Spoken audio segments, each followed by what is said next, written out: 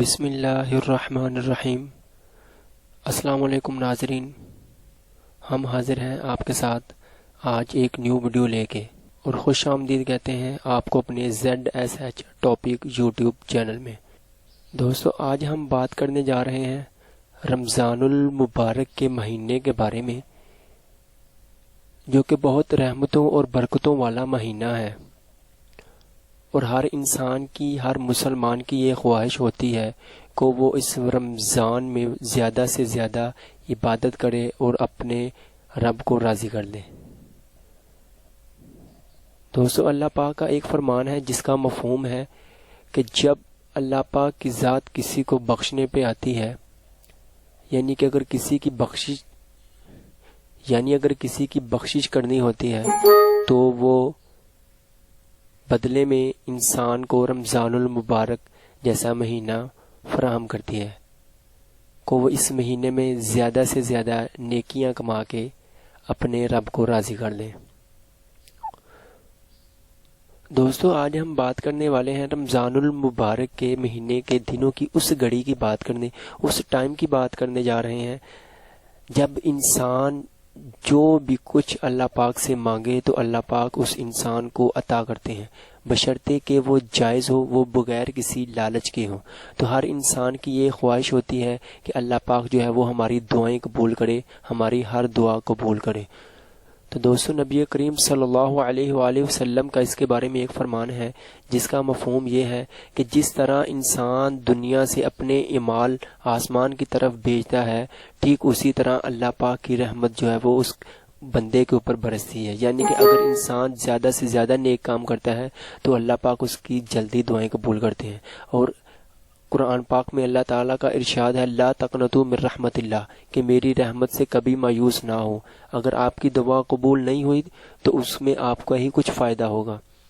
تو دوستو، ویڈیو شروع کرنے سے پہلے آپ سے ایک گزارش ہے، تمام ناظرین سے گزارش ہے کہ وہ ZSH ٹاپک یوٹیوب چینل کو ضرور سبسکرائب کریں تاکہ ہماری ہر نئی آنے والی ویڈیوز کا نوٹیفیکیشن آپ کو سب سے پہلے ملتا رہے۔ اس چینل پہ آپ کو اسلامک، ٹیکنالوجی، ہر طرح کی انفارمیشن، ایسی انفارمیشن ملے گی جو آپ کے لیے فائدہ مند ہوگی، نہ کہ آپ کا ٹائم ضائع کرنے کے لیے ہوگی۔ تو دوستو، آپ نے کرنا کیا ہے، جب انسان تسبیح تراویح نماز پڑھتا ہے، عشاء کی نماز کے بعد جب انسان تراویح ادا کرتا ہے، تو آپ نے کیا کرنا ہے کہ جب آپ تراویح ادا کر رہے ہوں تو جب 2 اور 2 4 تراویح کے بعد جب ہم تراویحوں کی دعا پڑھتے ہیں، سبحان ذی الملک والملکوت والی، جب آپ نے یہ دعا پڑھنی ہے تو یہ دعا پڑھتے پڑھتے دوستو آپ نے جو ہے وہ اپنے مائنڈ میں اپنی پریشانی رکھنی ہے، یعنی کہ جو بھی آپ کی تمنا ہے، جو بھی اللہ پاک سے آپ اپنی تمنا پوری کروانا چاہتے ہیں، اس تمنا کو آپ نے پورا رکھنا ہے۔ دوستو، یہ بہت زیادہ جگہ پر پڑھا بھی ہوگا، وہ آپ نے شاید سنا بھی ہوگا کہ یہ جو تراویحاں ہوتی ہیں، جو تسبیح تراویح کی نماز ہوتی ہے، ان میں 4 تراویح کے بعد اگلی تراویح شروع کرنے کے وقت یہ جو 210 سے 12 سیکنڈ کا